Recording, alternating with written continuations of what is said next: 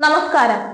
ആഗോള കത്തോലിക്ക സഭ കൂട്ടായ്മയിലെ രണ്ടാമത്തെ വലിയ സഭയായ സീറോ മലബാർ സഭ പലപ്പോഴും റീജിയണൽ സഭ പോലെയാണ് പ്രവർത്തിക്കുന്നത്. 7 ഭൂഖണ്ഡങ്ങളിലായി 35 രൂപതകളും എസ്കാറേറ്റുകളും ശുശ്രൂഷ സംവിധാനങ്ങളുമുള്ള സഭയുടെ സുനഹദോസ് തീരുമാനങ്ങൾ പുറത്തു വരുമ്പോൾ പലപ്പോഴും പ്രാദേശിക സങ്കുചിത താല്പര്യങ്ങളാണ് അതിലുള്ളത്.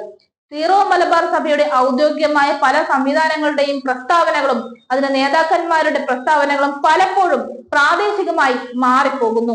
സീറോ മലബാർ സഭയുടെ വിവിധ കാനോനികമായ സമിതികളും സഭയിലെ വിവിധ സംഘടനകളും പ്രവർത്തിക്കുന്നത് പ്രാദേശിക പ്രവർത്തനം പോലെയാണ്. സീറോ മലബാർ സഭയുടെ അൽമായ കമ്മീഷൻ ആഗോളതലത്തിലെ ഒരു വിഷയത്തെ ഇതുവരെ അഡ്രസ് ചെയ്ത് സംസാരിച്ചിട്ടില്ല എന്നതാണ് യാഥാർത്ഥ്യം. ലോകമെമ്പാടും വ്യാപിച്ചു കിടക്കുന്ന 45 ലക്ഷം വിശ്വാസികളുടെ ജീവനെയും ജീവിതത്തെയും ബാധിക്കുന്ന വിഷയങ്ങളിൽ അഭിപ്രായം പറയേണ്ടതിന് പകരം പലപ്പോഴും കേരളത്തിലെ സമുചിത വിഷയങ്ങളിൽ ചർച്ച ചെയ്ത് അപമാനിതരാവാനാണ് ശ്രമിക്കുന്നത്. സീറോ മലബാർ സഭ അൽമായ സെക്രട്ടറി ലോകമെമ്പാടുമുള്ള സീറോ മലബാർ വിശ്വാസികളുടെ പ്രതിനിധിയായി സംസാരിക്കേണ്ട ആളാണ്. പലപ്പോഴും പ്രാദേശിക വിഷയങ്ങളിൽ അഭിപ്രായം പറഞ്ഞ് താൻ ഇരിക്കുന്ന കസേരയുടെ ഔന്നിത്യം തിരിച്ചറിയാത്ത രീതിയിൽ പ്രതികരിക്കുന്നു.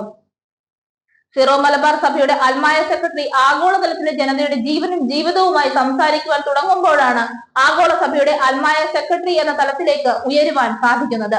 സീറോ മലബാർ സഭയുടെ ഔദ്യോഗികമായ അൽമായ സംഘടനയാണ് കത്തോലിക്ക കോൺഗ്രസ് ഗ്ലോബൽ. ഈ സംഘടന സീറോ മലബാർ സഭയുടെ വിശ്വാസികളും കുടുംബവും ജീവനെ സംബന്ധിച്ച കമ്മീഷന്റെ കീഴിൽ പ്രവർത്തിക്കുന്ന വിശ്വാസികളുടെ ഔദ്യോഗിക സംഘടനയാണ്. ഈ സംഘടനയ്ക്ക് ഒരു മെത്രാൻ പ്രതിനിധിയെ കൂടാതെ സംഘടനയ്ക്ക് ഗ്ലോബൽ തലത്തിലാണ് ഡയറക്ടർ ഉള്ളത്. ഈ ഗ്ലോബൽ ഡയറക്ടറും പ്രാദേശിക നേതാവിനെ പോലെ പ്രവർത്തിക്കുന്നത് വിശ്വാസികളുടെ സംഘടന ആണെങ്കിൽ പോലും ഇവിടെ വൈദിക മേധാവിത്വമാണ് കാണുന്നത്.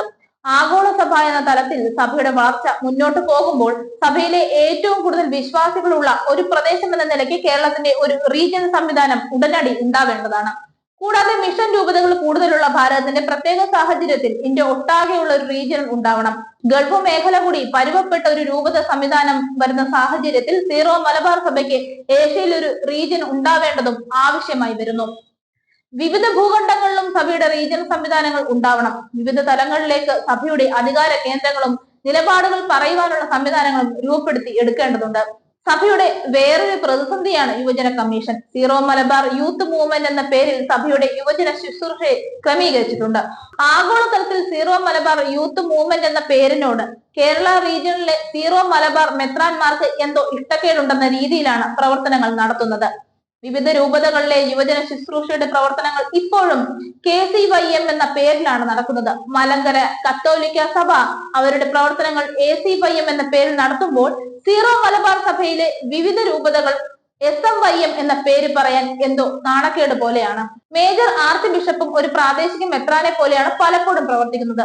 അത്തരം പ്രവർത്തനങ്ങൾ നടത്തുന്നത് കൊണ്ടാണ് സീറോ മലബാർ സഭയിലെ വിശ്വാസികൾ ഭൂഖണ്ഡങ്ങളിലായി വ്യാപിച്ചു കിടക്കുന്ന സഭയുടെ വിവിധ പ്രവർത്തനങ്ങൾക്കായി പോകുന്ന മേജർ ആർച്ച് ബിഷപ്പിന്റെ യാത്രകളെ സ്വീകരണ പരിപാടി എന്ന പേരിൽ വിമർശിക്കുന്നത്.